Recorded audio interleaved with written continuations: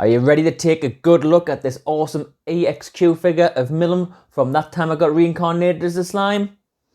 Yeah, you are. Welcome, my geeks, weebs and collectors to Twisted Geek, the anime collectibles and merchandise channel. So this week we have the XEQ figure from That Time I Got Reincarnated as a Slime.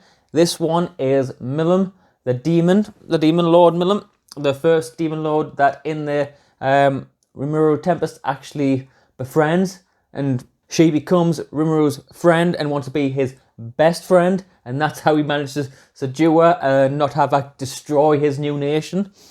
She is a bit of a crazy character. She likes to, as you see there, barely wear nothing half the time. She is meant to be one of the more powerful demon lords, the longest living demon lords.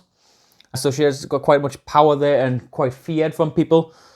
And this figure, what I can see, if we take just a close look around the box, this is, I think, from one like the overs, because there was an episode where Rimuru wanted to try to make people have some fun, and not only make them have fun, but try to get them to use the concept of fun.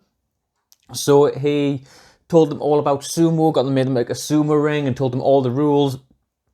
Told them that you can't like really hurt each other or hit or use swords or all this kind of thing, to have a little bit of fun. And it turned out, yeah, sorry, I should have said spoilers. I'll put a little spoiler thing up at the beginning, that they all just tried to win essentially his affection like they normally do.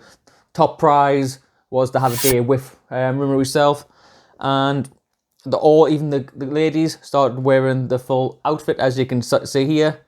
Not much to her at all. But we're going to open this up, have a proper good look at her, see what the quality of the figure is like. The box itself, nice quality artwork, nice crisp and clean. As you've seen in the previous video as well, I have got the EXQ one. I can't say EXO before because it's like this little flick you sometimes don't quite see. Oh, that's just me being stupid. Of Rem. And in comparison to some of the other Rem ones I've got, I was a little bit disappointed. It looked good, but when you got a little bit closer, it lacked a little detail in places. Don't get us wrong, these aren't scale figures. I keep on saying in the past, they're not scale figures. They're the basic kind of like prize style figures and things like that. So you don't expect like the best thing from it, but it is nice to see when you get ones which is just have that little wow factor to it. Open that up. Of course, this is from Banpresto. Most figures do come from Banpresto, and this is the Bandai version. So have a quick look in there. These always have these nice bits of solid cardboard going around it with a nice bit of space, so if anything gets happened to it, at least the figure itself is going to be fine. So from all of that, I should be able to pull out just one section, and that is her there.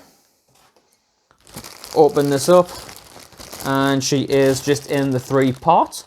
We have the base, her body, and her head. So let's open this up. I'll speed it up, get it open, get it put together, and we'll have an even closer look at it.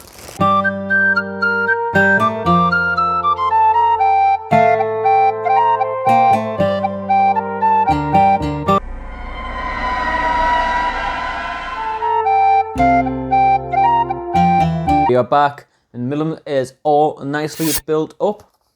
I'll give you a very close look at it. I will get this fully up on the 360, have a bit more detail and a bit more in-depth look at her. She is actually quite a nice figure. I think I have the same issues I do with Rem. Like the feet are not great. The skin tone, not quite there.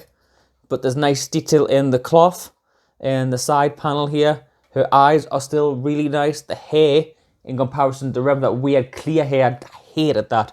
To be fair, I feel like the worst part about that, but I don't know why they did that. But Milim's hair is very nice. The gradient on it is really nice. It's nice and soft. It's not harsh in places. We've got the texture on the rope, which is, again, for this kind of thing, it's really nice. It's got a little hair bands in, a crazy little flick.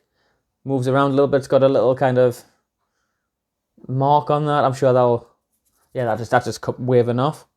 So that is a little bit you got to be careful a little bit of that, I guess. You don't want anything to get knocked, that probably will snap off. But yeah, I think the head part is definitely the best, definitely focused more on that and her hair. If again, I suppose you've seen more of the series in that as well. You'll also notice that she can actually do things with her hair and make her hair move independently of itself, which is creepy but cool. But she is a demon lord, so I expect more stuff. And I'm sorry if you can see that one, the light is just starting to go a little bit. Bear with us 1 second. I'll turn that off. Sorry if it goes down a little bit, but that light was flashing. I don't want you really seeing all that. Get that replaced soon. But yeah, I'll get her on the 360. Very nice. Again, I guess the same with the hands. The hands are a little... Yeah, they're okay. They're a bit...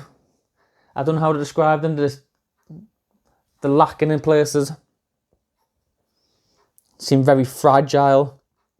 Though, to give them credit where credit's due, they have actually got every single individual finger and all separated. So for something like this, you've got to give them credit for that. Especially these being mass produced and all them fingers being intact. Nothing's been bent out of place or snapped. Going back to something like my Kirito Espresso figure, his cape, when you put it on, this is just in production, was bent right up. So it took us a while to realise that cape had to, of course, come back down, bend back into shape in order to get the rest onto it.